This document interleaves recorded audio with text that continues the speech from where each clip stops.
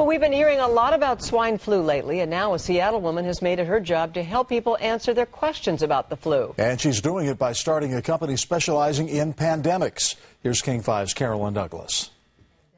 I like working on hard things, and I like being what I call a risk detective. While most of us are doing everything we can to avoid swine flu, Annie Searle is immersing herself in it, or at least in the knowledge of how to cope with it.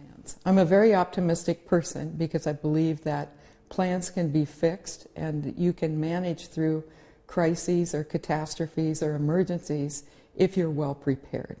It was that optimism that encouraged her to quit her job in the height of the recession as a pandemic expert at JP Chase and launch her own consulting company.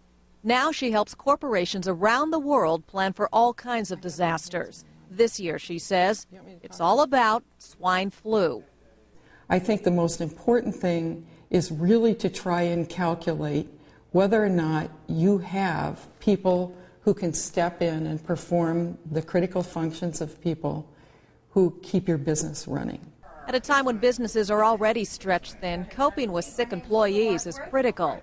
Searle's advice to the boss: encourage employees to get the swine flu vaccine and dump the "you're a hero for coming to work sick" mentality. I think everyone is willing to invest in Purell and putting signs in the restrooms that tell people to wash their hands and cover their cough. I wish more companies were willing to say, if you're sick, stay home.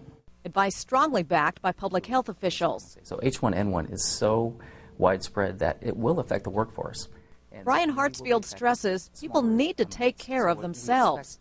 Government cannot do it all, and we need as much support as we can from the entire community, from volunteers, from pretty much parents. Parents who can encourage strict hand washing and vaccinate their children.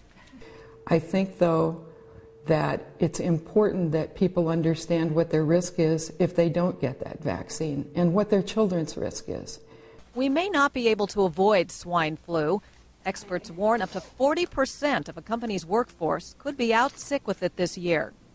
But at least we know Detective Searle is on the case, helping people prepare.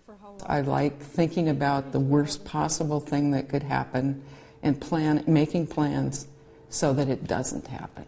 In Seattle, Carolyn Douglas, King 5 News.